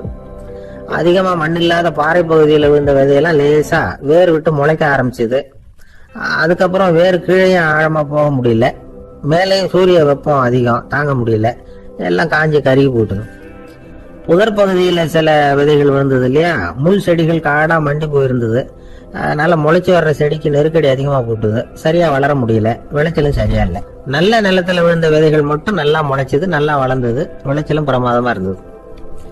இந்த கதையை சொல்லிவிட்டு கேட்க செவியுள்ளோர் கேட்கட்டும் அப்படிங்கிறார் இயேசு பெருமான். ஆமா, இயேசு கடலில் நின்ற படகு ஒண்ணுல உட்கார்ந்துருக்கிறார். கடற்கரையில ஏராளமான மக்கள் உட்கார்ந்துருக்கிறாங்க. அந்த சமயத்துலதான் இயேசு ஓமைகள் மூலமா மக்களுக்கு பல உண்மைகளை சொல்லிட்டு இருக்கிறார். மக்கள் அந்த கதையை கேட்டுட்டு ஒன்னும் புரியாம முடிக்கிறாங்க. அத கவனித்த இயேசு அந்த ஓமையை விளக்க ஆரம்பிச்சார். இதுல அந்த விதைக்கிறவர் தான் இறைவன். அவருடைய வார்த்தைகளை விதைக்கிறார். அந்த வார்த்தைகளை கேட்கிற மக்கள் அந்த விழுந்த விதைகள் மாதிரி 4 வகையானவர்கள். சில பேர் பாதை ஓரத்துல விழுந்த விதைகள் மாதிரி இறைவன் வார்த்தைகளை அவங்க கேட்கிறாங்க. ஆனா தீய எண்ணங்கள் செய்கைகள் மூலமா விதைக்கப்பட்ட வார்த்தைகள் அழிஞ்சு போடுது. இறைவன் வார்த்தைகளை கேட்ட உடனே மகிழ்ந்து போய் உடனே சில பேர் அதை ஏத்துக்கிறாங்க. இவங்கெல்லாம் அந்த பாறை பகுதியில் விழுந்த விதைகள் மாதிரி. அதனால இவங்கெல்லாம் வேறு இல்லாதவங்க, கொஞ்ச காலத்துக்கு இறை வார்த்தைகளுக்கு கீழ்ப்படிந்து நடப்பாங்க. அதனால ஏதாவது இடைஞ்சல் ஏற்பட்டா உடனே தடுமாறுவாங்க. தங்கள்கிட்ட இருக்கிற நல்ல பண்புகளை விட்டுட்டு பாவ வழிகளுக்கு போடுவாங்க.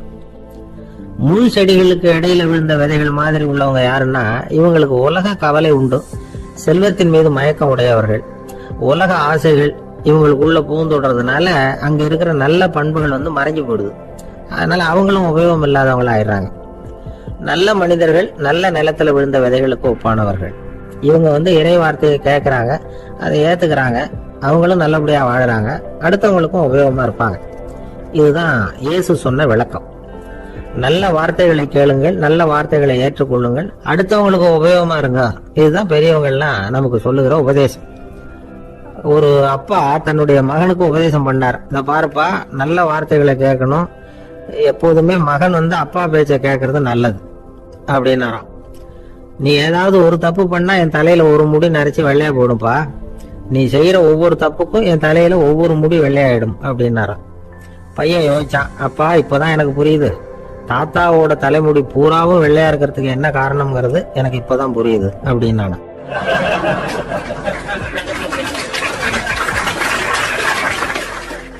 எனக்கு வாழ்க்கையில ஒரே ஒரு ஆசை தான் சார் அப்படின்னாரு ஒருத்தர். அது என்னன்னு கேட்டேன். ஆசைகளை ஒழிச்சுடணுங்கிறது தான் என்னோட ஆசை அப்படின்னார்.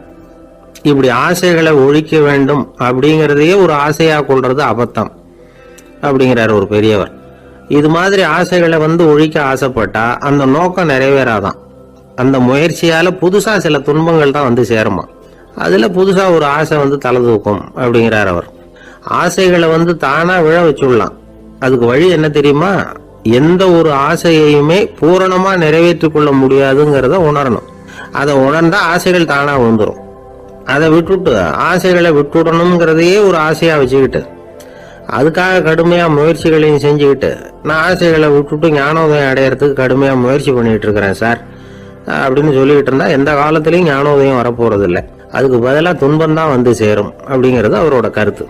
எந்த ஒரு ஆசையையும் பூரணமா நிறைவேற்றிக் கொள்ள முடியாது அப்படிங்கிறத உணரணும். ஒரு ராஜா, அவர் மனசுல அமைதி இல்லை, எப்பவும் கஷ்டப்பட்டுக்கிட்டே இருந்தார். இந்த துன்பத்தை போக்குறதுக்கு பல வழிகள்ல என்னென்னமோ முயற்சியெல்லாம் பண்ணி பார்த்தார், ஒன்னும் சரியா வரல. கடைசியா ஒரு காரியம் பண்ணார். அதாவது ஒரு வேதாந்தியை தேடிட்டு போனார். அவரை பார்த்து கேட்டார், ஐயா என்னுடைய துன்பங்கள்ல இருந்து நான் விடுபடணும், அதுக்கு சுலபமா ஏதாவது ஒரு வழி இருந்தா சொல்லுங்களேன் அப்படின்னு கேட்டுக்கிட்டார். அதுக்கு அந்த வேதாந்தி சொன்னார், அதுக்கு ஒரு வழி சொல்றேன், அது மாதிரி செய். அதாவது உன்னுடைய ராஜ்யத்துக்குள்ள போதுங்கிற மனசோட வாழற ஒருத்தனை கண்டுபிடிக்கணும். அப்படி கண்டுபிடிச்சு அவனுடைய சட்டையை வாங்கி நீ போட்டுக்கணும். அப்படி போட்டுக்கிட்டா உன்னுடைய துன்பம் தீர்ந்துரும் அப்படின்னார். உடனே ராஜாவுக்கு ரொம்ப மகிழ்ச்சி. அரண்மனையில இருந்த அத்தனை பேரையும் ஆளுக்கு ஒரு பக்கமா அனுப்புனார். தேட சொன்னார். போதும்ங்கிற மனசுடைய ஒருத்தனை கண்டுபிடிச்சி கொண்டுகிட்டு வாங்க அப்படின்னார். எங்கெங்கயோ தேடி கடைசியா ஒரு ஆளை கண்டுபிடிச்சாங்க. அவன் போதும்ங்கிற மனசோட இருக்கிறவன் தான். ஆனா அவன்கிட்ட சட்டை எதுவும் இல்லை. இடையில கட்டியிருக்கிற துண்டே போதும்ங்கிற மனசோட அவன் வாழ்ந்துகிட்டு இருக்கிறான். சட்டை இருந்தாவில் ராஜா வாங்கி மாட்டிக்க முடியும். அந்த வேதாந்தி ஏன் அப்படி சொன்னாருங்கிறதுக்கான அர்த்தம் இப்பதான் ராஜாவுக்கு புரிஞ்சுதான். இதுவரைக்கும் சொன்னதெல்லாம் ஞான மார்க்கத்தை தேடிடுறவனுக்கான உள்ள தகவல். இப்போ இன்னைக்கு இளைஞர்கள் இதை கேட்டுவிட்டு நமக்கு ஆசையே வேணாம் அப்படின்னு முடிவு பண்ணிவிட்டா வாழ்க்கையில முன்னேறவே முடியாது. நம்முடைய முயற்சிக்கு ஆசை தான் தூண்டுகோல். அதனால இந்த ஆசையையும் அந்த ஆசையையும் போட்டு குழப்பிக்க கூடாது. ஆனா ஒண்ணு, பேராசை நமக்கு தேவையில்லை. நாம படுற ஆசையிலேயும் ஒரு நியாயம் இருக்கணும். ஏன்னா நம்மள சில பேர் நீங்க தான் சார் சொன்னீங்க, அதனாலதான் ஆசைப்பட்டேன், அரைதான் கிடைச்சது மிச்சம் அப்படிம்பாங்க கன்னத்தை தடவிக்கிட்டே. அதனால இப்பெல்லாம் எந்த தகவலை சொன்னாலும் ரொம்ப எச்சரிக்கையா இருக்க வேண்டி இருக்குது. ஒரு ஆளு ஒரு கடை வச்சு வியாபாரம் பண்ணிட்டு இருந்தான். அவனுக்கு ரொம்ப பேராசை, நிறைய பணம் சேர்க்கணும்னு. திடீர்னு ஒரு நாள் அவனுக்கு உடம்பு ரொம்ப சோகம் இல்லாம போயிட்டுது. இனிமே பிழைக்கிறது கஷ்டங்கிற நிலைமை. மரணப்படுகையில இருக்கிறான். சொந்தக்காரங்க எல்லாம் சுத்தி உட்கார்ந்து இருக்கிறாங்க. இவன் மெதுவா கண்ணை திறந்து பாக்குறான். என் வீட்டுக்காரி எங்கன்னா, இதோ இருக்கேன் அப்படின்னாங்க அந்த அம்மா. பசங்கள்லாம் எங்கேங்கிறான். இதோ பக்கத்துலதான் நின்றுட்டு இருக்கிறோங்கிறாங்க. பொண்ணுங்க எங்கேங்கிறான். எல்லாம் இங்கதான் இருக்கிறோம் அப்படிங்கிறாங்க. எல்லாம் இங்கதான் பக்கத்துல தான் இருக்கோம், நீங்க கவலைப்படாதீங்கன்னு சொல்றாங்க எல்லாம். அவன் மெதுவா கஷ்டப்பட்டு வாயை திறந்து, அட பாவீங்களா, எல்லாரும் இங்க இருந்தா அங்க கடையை யாரு கவனிக்கிறது அப்படின்னானா. ஒரு நாள் ஒரு 10-15 பள்ளிக்கூடத்து பிள்ளைங்க தேடிட்டு வந்தாங்க. உங்களை பார்த்துட்டு தான் போகணும், அதுக்காக தான் வந்திருக்கோம்னாங்க. என்ன விஷயம்னு கேட்டோம். நாங்கள்லாம் கூடி ஒரு முடிவு பண்ணியிருக்கிறோம், அதை உங்ககிட்ட சொல்லணும் அப்படின்னாங்க. அதுவும் ஒரு வாண்டு பையன் அதை சொன்னான். என்ன முடிவு அது அப்படின்னு கேட்டோம் ரொம்ப ஆர்வமாக. அதை இப்போ சொல்ல மாட்டோம், எங்களுக்கு பிடிக்கிற மாதிரி ஏதாவது ஒரு தகவல் சொன்னால் அதுக்கப்புறம் நாங்கள் அதை சொல்கிறோம் அப்படின்னு அந்த வாண்டு பையன். சரி, சின்ன பையன்கிட்ட இன்னைக்கு வசமாக மாட்டிக்கிட்டோம் அப்படின்னு நினச்சிக்கிட்டு அவங்களுக்கு தகுந்த மாதிரி ஒரு கதை சொல்ல ஆரம்பித்தோம். அது என்ன கதைன்னா, ஒரு பெரிய காடு, அதில் பலவிதமான மிருகங்கள். அந்த காட்டுக்கு ஒரு சிங்கம் தான் ராஜா. எப்பவும் காட்டுக்கு அது தானே ராஜா. ஒரு பெரிய யானைக்கு இது பொறுக்கலை. என்ன இது, எப்போ பார்த்தாலும் இங்கே சிங்கத்துக்கே ராஜா பதவி கிடைக்குது, நான்லாம் எவ்வளவு பலசாலியாக இருக்கிறேன், அப்படி இருந்தும் எனக்கு அந்த பதவி கிடைக்கலையே அப்படின்னு தனக்குள்ளே பொறுமிக்கிட்டே இருந்தது. ராஜா பதவியை நினச்சி ரொம்ப ஏக்கம், அதுக்கு பதவி மோகம். இந்த சமயம் பார்த்து ஒரு குள்ள நரி கூட்டம் அதை தேடிட்டு வந்தது. ஐயா பெரியவங்களே, நீங்கள் இந்த காட்டுக்கு ராஜாவாக இருக்க ஆசைப்படுறீங்க, அதில் ஒன்றும் தப்பு இல்லை.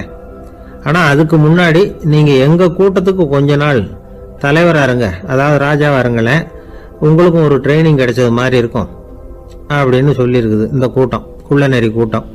இதை கேட்ட உடனே யானைக்கு ரொம்ப சந்தோஷம் தாங்கலை. அதுதான் எப்போன்னு பதவிக்காக காத்துக்கிட்டு இருக்குதே.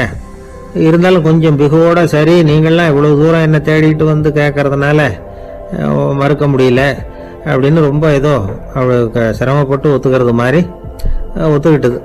ஏதோ உங்கள் ஆசைக்கு கட்டுப்படுறேன், கொஞ்ச நாள் உங்கள் கூட்டத்துக்கு ராஜாவாக இருக்கிறதுக்கு சம்மதிக்கிறேன் அப்படின்னுது. உடனே அந்த யானை ராஜ நட போட ஆரம்பிச்சிட்டுது. யானை சாதாரணமாக நடந்தாவே எப்படி இருக்குங்கிறது நமக்கு தெரியும். அதுவே ராஜ நட நடந்தால் எப்படி இருக்கும் கற்பனை பண்ணி பாருங்க. யானை முன்னாடி கம்பீரமாக போய்கிட்டு இருக்குது, தலைவர் இல்லையா, அதனால குள்ள நரிகள்லாம் ரொம்ப அடக்கமாக அது பின்னாடி அணிவகுத்து போயிட்டு இருக்குது.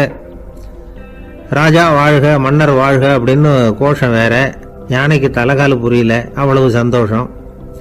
அந்த யானைக்கு செருக்கு, ஆணவம் எல்லாம் ஏற்பட்டு போச்சு. அதுக்கப்புறம் அது தரையை பார்க்குமா, நிமிர்ந்து நடக்க ஆரம்பிச்சுட்டுது. தரையை பார்க்கறதே இல்லை. அப்படி போயிட்டு இருக்கிறப்போ ஒரு சதுப்பு நிலத்தில் திடீர்னு காலை வச்சுட்டுது. அவ்வளவுதான், கால் உள்ளே போட்டுது. இன்னொரு காலை எடுத்து வச்சது, அதுவும் உள்ளே போட்டுது. அந்த 2 காலையும் எடுக்கிறதுக்காக அடுத்த 2 காலையும் அழுத்துச்சு, அதுவும் உள்ளே போக ஆரம்பிச்சுட்டுது. இப்போ 4 காலம் வசமாக சேத்துல அழுந்தி போச்சு, எடுக்க முடியல. உள்ள நரிகள்லாம் அதை சுற்றி சுற்றி வந்தது. சிலது சுற்றி நின்று டான்ஸ் ஆட ஆரம்பிச்சுட்டுது யானையை பார்த்துட்டு. இதை யானை பார்த்தது. என்ன இது, தலைவர் நான் தவிச்சுக்கிட்டு இருக்கிறேன், தொண்டர்கள்லாம் சுற்றி நின்று வேடிக்கை பார்த்துக்கிட்டு இருக்கிறீங்க, டான்ஸ் ஆடுறீங்க அப்படின்னு கேட்டுதான். தொண்டர்களே, தலைவர் நான் தவிச்சுக்கிட்டு இருக்கிறது உங்களுக்கு தெரியலையா? இப்போ உடனே உங்கள் தலைவரை காப்பாற்ற வேண்டியது உங்கள் கடமை இல்லையா அப்படின்னு கத்துச்சான் அந்த யானை. குள்ள நரிகளில் ஒன்று முன்னாடி வந்து நின்று அந்த யானையை பார்த்துதான், தலைவரே, எங்களுக்கு ரொம்ப நாளாக ஒரு ஆசை, அந்த ஆசையை நிறைவேற்றிக்கிறதுக்காகத்தான் உங்களை எங்கள் தலைவராக ஏற்றுக்கிறோம்னு சொன்னோம் அப்படின்னு தான். என்ன ஆசைன்னு கேட்டிருக்கு யானை. யானை கறி சாப்பிட்டு பார்க்கணுங்கிறது எங்களுக்கு ரொம்ப நாள் ஆசை, அது இன்னைக்கு தான் நிறைவேற போகுது அப்படின்னு தான் அந்த நரி. இதை கேட்ட உடனே அந்த யானை அப்படியே மூர்ச்சி ஆயிட்டு தான். நரிகள்லாம் அது மேலே ஏறி குதற ஆரம்பிச்சுட்டு தான்.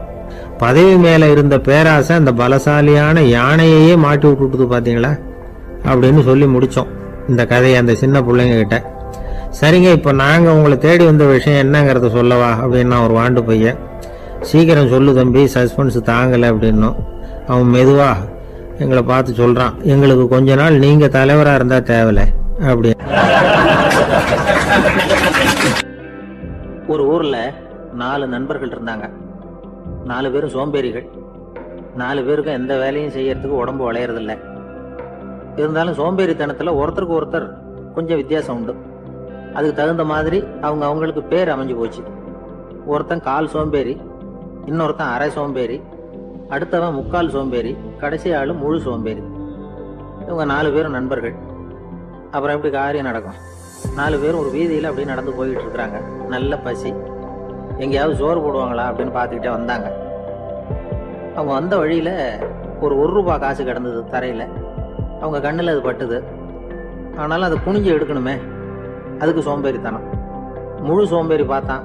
பக்கத்தில் வந்துகிட்டு இருந்த முக்கால் சோம்பேறி கிட்ட சொன்னானா, டேய் அதை கொஞ்சம் குனிஞ்சு எடுறா அப்படின்னானா. அவன் என்ன பண்ணான் தெரியுமா? அதுக்கு அடுத்தபடியா வந்த அரை சோம்பேறி கிட்ட சொன்னானா, என்ன எல்லாரும் பேச, நீ அதை கொஞ்சம் குனிஞ்சு எடுறா அப்படின்னானா. அவன் இவனோட மோசம், அடுத்தவங்க கிட்ட சொல்லியிருக்கிறான். அவனும் குனியறதுக்கு தயாரா இல்லை. ஆக கூடி கடைசியில யாருமே காசை எடுக்கல. என்னத்துக்கு அனாவசியமா உடம்ப வளைச்சிக்கணும் அப்படின்னு எல்லாரும் பேசாம வந்துட்டாங்க. அவங்க பாட்டுக்கு நடந்து வந்துகிட்டே இருக்கிறாங்க. எதிரில் ஒருத்தன் வாழைப்பழத்தை வண்டியில வச்சு தள்ளிட்டே வந்தான். ரூபாய்க்கு 4 பழம்னு கூவி வித்துக்கிட்டே வர்றான். இப்ப அந்த முழு சோம்பேறி சொன்னானா, டேய் வழியில கிடந்தது ரூபா, அதையாவது எடுத்துக்கிட்டு வந்திருந்தா இப்ப இந்த பழத்தை வாங்கி ஆளுக்கு ஒன்று சாப்பிடலாமே அப்படின்னானா. ஆமா சாப்பிட்டுருக்கலாமே அப்படின்னாங்களாம் மற்றவங்களும். ஆனாலும் திரும்பி போய் அதை எடுக்கணும்னு யாருக்கும் தோணலை. பேசாம சோர்ந்து போய் நடந்து வந்தாங்களாம். இருட்டி போச்சு. வழியில ஒரு கோவில். சரி இங்கேயே படுத்து தூங்குவோம் அப்படின்னா ஒருத்தன். அதுதான் சரின்னாங்க மற்றவங்களும். அப்படியே மண்டபத்தில் படுத்துட்டாங்க. கோவில் அர்ச்சகர் வேலையெல்லாம் முடிச்சுட்டு வெளியில வந்திருக்காரு. இவங்கள பார்த்தாராம். ஏன் இப்படி சோர்ந்து போய் கிடக்குறீங்க அப்படின்னு விசாரிச்சிருக்காரு. 2 நாளாச்சுங்க நாங்கள் சாப்பிட்டு அப்படின்னாங்களாம். அவர் உடனே ஐயோ பாவம் அப்படின்னு சொல்லி பானை, விறகு, அரிசி, தண்ணி எல்லாம் கொடுத்து நீங்களே சமையல் பண்ணி சாப்பிட்டுக்கோங்க அப்படின்னு சொல்லிவிட்டு போயிட்டார். இந்த 4 பேருக்கும் சமையல் பண்ணி சாப்பிடணும்னு ஆசையாக தான் இருந்தது. ஆனால் அடுப்பு பற்ற வைக்கணுமே, அதுக்கு தீப்பெட்டி வேணுமே. தீப்பெட்டி இல்லை. இப்போ முழு சோம்பேறி ஆரம்பிச்சான். அடுத்தவனை பார்த்து, டேய் கடைக்கு போய் ஒரு தீப்பெட்டி வாங்கிட்டு வாயேன் அப்படின்னு நானான். அவன் வழக்கம் போல அடுத்தவங்க கிட்ட சொல்லியிருக்கான். அவன் அதுக்கு அடுத்தவங்க கிட்ட சொல்லியிருக்கிறான். கடைசியா கால் சோம்பேறி கிட்ட வந்து சேர்ந்தது. அவனும் அது நம்மால முடியாது அப்படின்னு பேசாம இருந்துட்டான். இப்ப தீப்பெட்டி வேணுமே, அதுக்கு என்ன பண்றது? அவங்களுக்குள்ள பேசி ஒரு முடிவுக்கு வந்தாங்களாம்.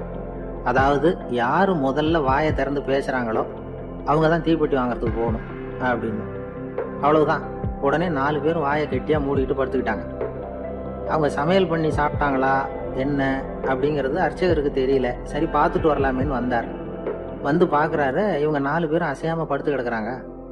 அர்ச்சகர் பயந்துட்டார். ஒருவேளை பசி தாங்காம செத்து போட்டாங்களோ அப்படிங்கிற பயம், அல்லது நாம கொடுத்த உணவுப் பொருள்ல ஏதாவது விஷம் கலந்துருக்குமோ அப்படின்னு பயந்தார். அப்படின்னா நம்ம மேல பழி வந்துருமே அப்படின்னு நினைச்சு நடுங்க ஆரம்பிச்சுட்டார். அப்புறம் அவரும் ஒரு முடிவுக்கு வந்தாராம். கோவிலுக்கு பக்கத்திலேயே ஒரு பெரிய குழி இருந்தது. அதுல ஒவ்வொருத்தரையா இழுத்துக்கிட்டு போய் போட்டார். கொஞ்சம் மண்ணை தள்ளினார்.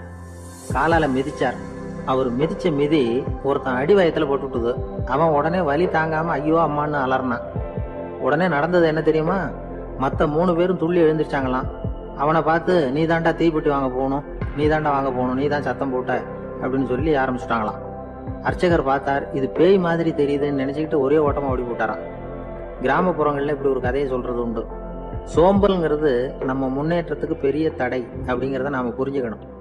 அதுதான் இந்த கதை சொல்ற நீதி. ஒரு ஆள் இருந்தான், நிறைய பணம் சம்பாதிச்சான்.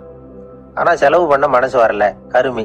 அவன் என்ன பண்ணா, சேர்த்த பணம் பூராவையும் ஒரு மரத்தடியில புதைச்சி வச்சிருந்தான். வாரத்துக்கு ஒரு தடவை அந்த மரத்தடிக்கு வருவான். புதைச்ச இடத்த ஆவலோட பார்த்துக்கிட்டு இருப்பான். அதுக்கப்புறம் போயிடுவான். அவ்வளவுதான். ஒரு நாள் ஒரு திருடன் வந்தான். இவன் புதைச்சி வச்சிருந்ததெல்லாம் எடுத்துட்டு போட்டான்.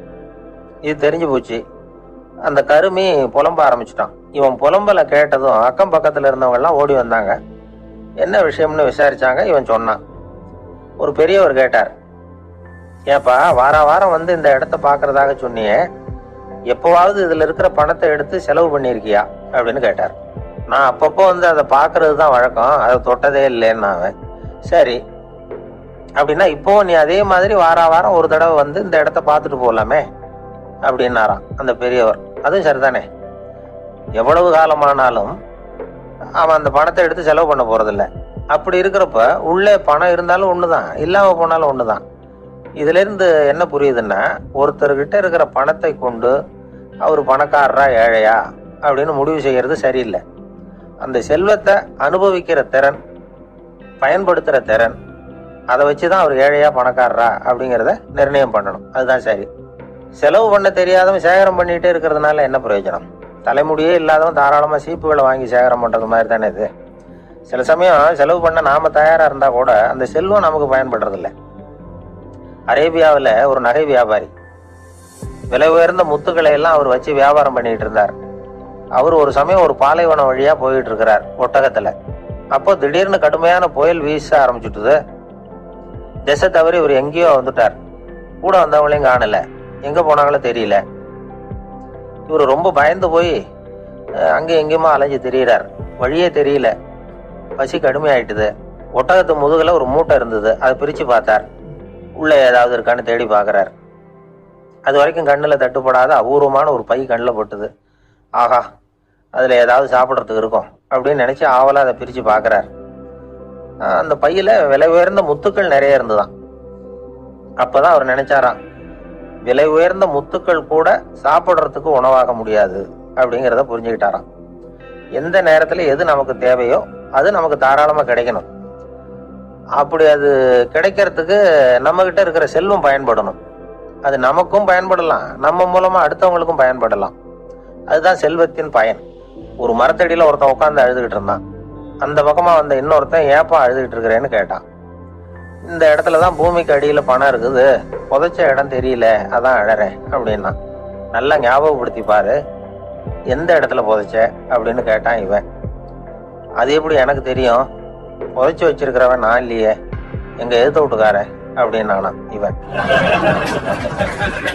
அந்த ஆளு என்ன கண்ணா பண்ணான்னு திட்டிவிட்டான் சார், அதை நினைச்சா எனக்கு ரொம்ப வருத்தமா இருக்கு அப்படின்னு சொல்லி கவலைப்பட்டார் ஒருத்தர். இதுல கவலைப்படுறதுக்கு என்ன இருக்குது அப்படின்னாரு ஒரு பெரியவர். அவர் ஒரு மகான்.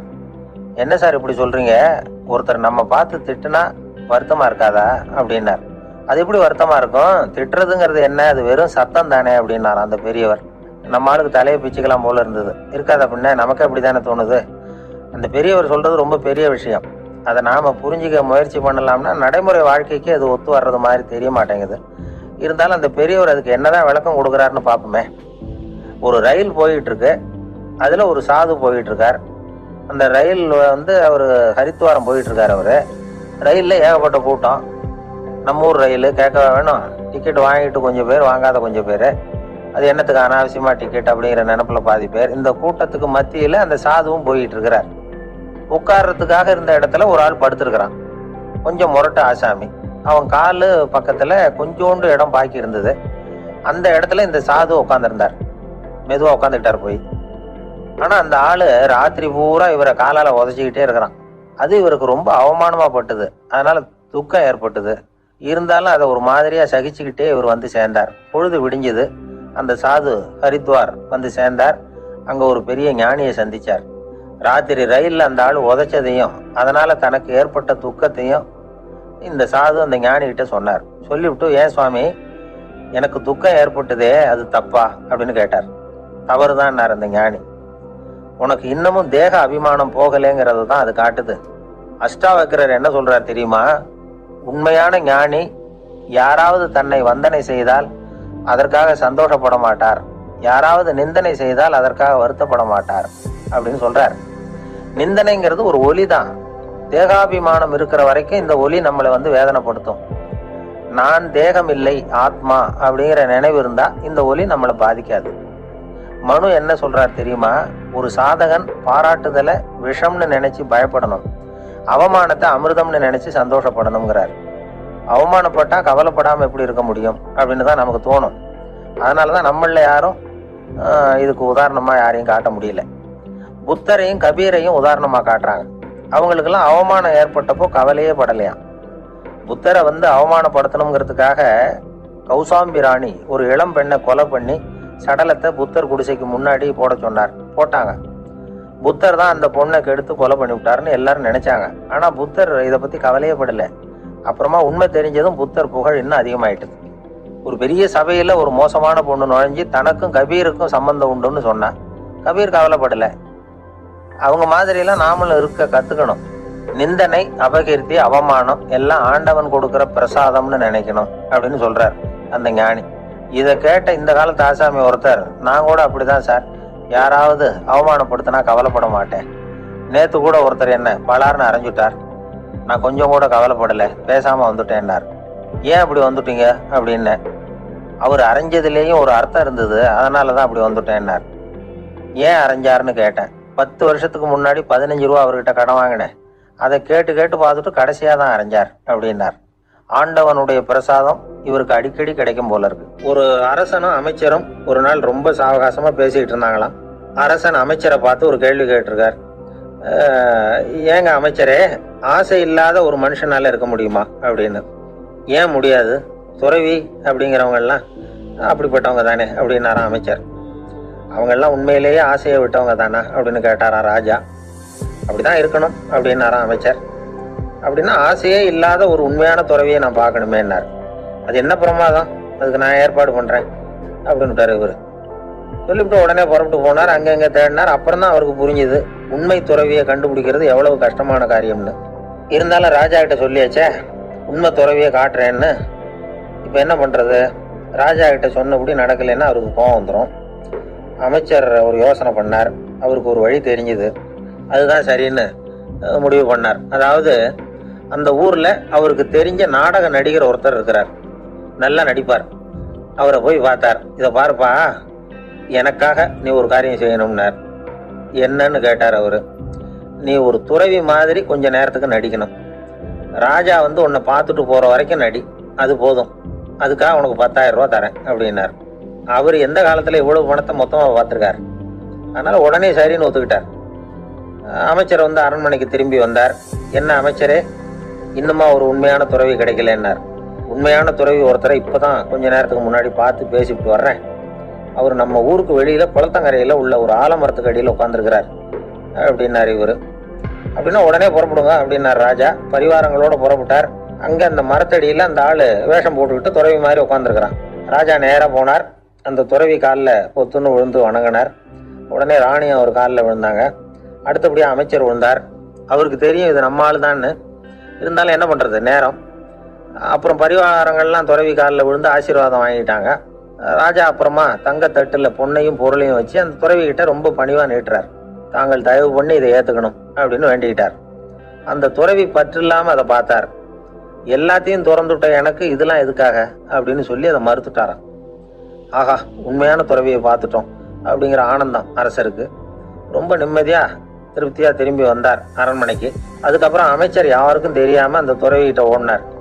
சொன்ன பிரகாரம் பணத்தை நீட்டினார். இந்தப்பா, நான் உங்ககிட்ட சொன்னபடி 10,000 ரூபா பணம் எடுத்துக்கோ அப்படின்னார். அந்த ஆள் ராஜா கிட்ட சொன்னது மாதிரியே எல்லாத்தையும் திறந்துட்ட எனக்கு இதெல்லாம் எதுக்காக வேணாம் அப்படின்னு விட்டாராம். நடிச்ச வரைக்கும் போதும்ப்பா, இனிமே இந்த நாடக வசனம்லாம் வேணாம், வேஷத்தை கலைச்சிரும், பணத்தை வாங்கிக்கோன்னார். இல்லைங்க, இது வேஷம் இல்லை, இது வசனமும் இல்லை, இது உண்மை. கொஞ்ச நேரம் துறவி மாதிரி நடிச்சதுக்கே இந்த தேசத்து ராஜா, ராணி, அமைச்சர், பரிவாரங்கள் எல்லாம் என் காலில் விழுந்து வணங்குறாங்க. அப்படின்னா உண்மையான துறவியா இருக்கிறது எவ்வளவு பெருமையான விஷயம். நான் உண்மையான துறவியா ஆக போறேன், அப்படி முடிவும் பண்ணிட்டேன் அப்படின்னார் அந்த நடிகர். வேஷம் கூட எப்படிப்பட்ட விளைவுகளை உண்டு பண்ணுது பாத்தீங்களா. நம்மால் ஒருத்தன் ரொம்ப வசதியா தான் இருந்தான். ஒரு நாள் அவன் சொத்து பூரா திருட்டு போட்டுது. அதுக்கப்புறம் இவன் துறவி மாதிரி ஆயிட்டான். ஊர் ஊரா சுத்தினான். ஒரு குருநாதரை தேடி கண்டுபிடிச்சான். அவர்கிட்ட சீடனா சேர்ந்துக்கிட்டான். அவனை பார்த்து ஒருத்தர் கேட்டார், நீ உண்மையான சீடன் தானான்னு. இல்லைங்க, சீடன் மாதிரி நடிச்சுக்கிட்டு இருக்கிறேன் அப்படின்னா. அது குரு துரோகம் இல்லையா அப்படின்னு கேட்டார் அவர். இல்லைங்க, நான் பண்ணது குரு துரோகம் இல்லை,